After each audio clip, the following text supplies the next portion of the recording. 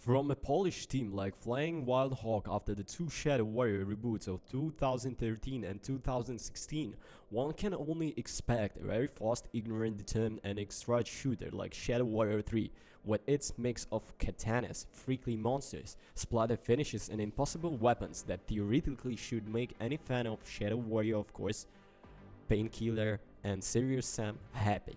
Yes, if we go how this game was presented by its own authors and by perfect publisher for this character mod like Devolver Digital, it turns out that the third installment of the Shadow Warrior reboot series arrived on the market with less high ambitions than expected.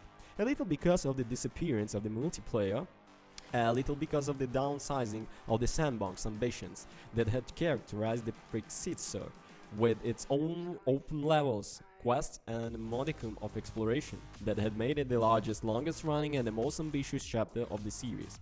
On the contrary, in the Shadow Warrior 3, we return to the essential, with the game structure strongly anchored to the scheme made up slowly of the first-person platform sections, necessary to move from the area to another. There are no second path areas to explore to find some bonus gadgets, open sections in which to interact with the NPCs or other elements that may somehow recall the open experiment done with the Shadow Warrior 2. On the other hand, this shift disappointed me since I had enjoyed the previous chapter a lot, but the other hand, a period like this seems to have been shirking out almost only one open world title for tense hours. Find yourself slaughtering demons in 9 hour shooter, depending on difficulty level, can have an almost invigorating effect.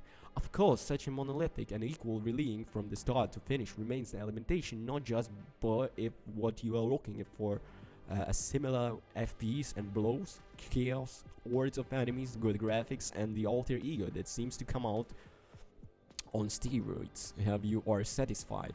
Aside from new and few useless skirmishes during the platforming phases, areas and places where you will spend most of your time, that means continuous waves enemies to annihilate them and unlock the passage to the next area. The combat is obviously frantic and almost on the verge of chaos, with dozens of enemies to face at the same time, elements of the scenario to be exploited in our fighters, and the mix of katana shots and firearms that have always represented the heart of the gameplay of the series.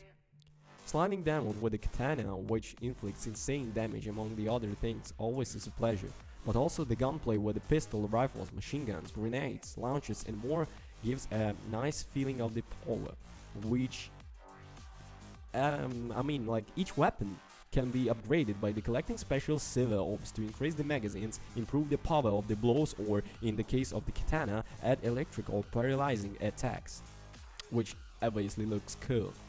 And believe me, you will need to little have fully upgraded the arsenal available, since after the first hour of play, getting out of the area alive at the medium difficulty level, it's not even a joke at all. The beauty of the Shadow Warrior 3 is not only shooting and containing, but also the constant need for movement between the jumps and double jumps, breathtaking races to refuel health and bullets, and the inevitable grappling hook to hook certain enemies or reach immediately a raised area that makes us breathe for a moment. Not too much truth, since staying still even for a few seconds can mean only one thing, death. The Doom style finishes, which can be activated, however not always but only after having collected a certain level of golden spheres, like a nice division. In fact, not only do recharge health, but immediately kill the unfun on duty, but they almost provide a special time weapon that can do a lot of damage. I admit that every now and the fight can get stressful and too long.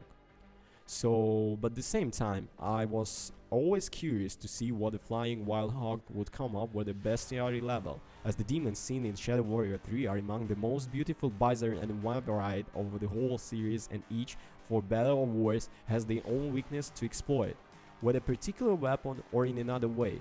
Also, considering the upgrades of our hero, there is still a bit of meat to keep the gameplay interesting even over long distances, with a longevity in my bright opinion that avoids the risk getting tired due to the exclusivity of the game structure. The platform sections between one area and another play card of spectacularity, and the whole game is accompanied by a continuous sense of vertigo that you may like or not. But since we are not talking about the Mirror's Edge, nor about Dying Light with their parkour implements, these first-person passages are not particularly inspired. The plot itself, which relies on the cutscenes that are not very present but well executed, is a small thing, but no one does not even notice in the similar chaos of blood and grunts in a gun sauce, while the setting, while not offering much variety, effectiveness referred to rather fascinating and epic Japanese fantasy demonic imaginary, made so also by an inspired and at times refined graphics sector. You can see that developers have not pushed too hard to guarantee as much as the possible 60 FPS. But in my case, I play on 4K and with almost everything at maximum. It's beautiful. Shadow Warrior 3 beautiful side has shown very few signs of uncertainty thanks to the patch from a few days ago. So about the verdict and the summary and the conclusions. If you were expecting a faithful following of the procedure, Shadow Warrior 3 will disappoint you given the clear change of course by making Flying Wild Hog, which leaves aside any open ambitions, preferring in fact a real shooter interspersed with a platform intruders that will not go much down for to more than one fan of the series yet. Despite the woodiness and structure, the length of the certain clashes, the sudden peaks of difficulty and fairly mined platform sections, Shadow Warrior 3 works well where it's needed most, or offering forces exalted, hyperkinetic and without in moments fights respite. Could it be enough for full pass? Absolutely yes, but if you are looking for something more, you will not find much bread for your teeth. Also, I will leave all links in the description. Don't forget you guys to comment and subscribe. Peace.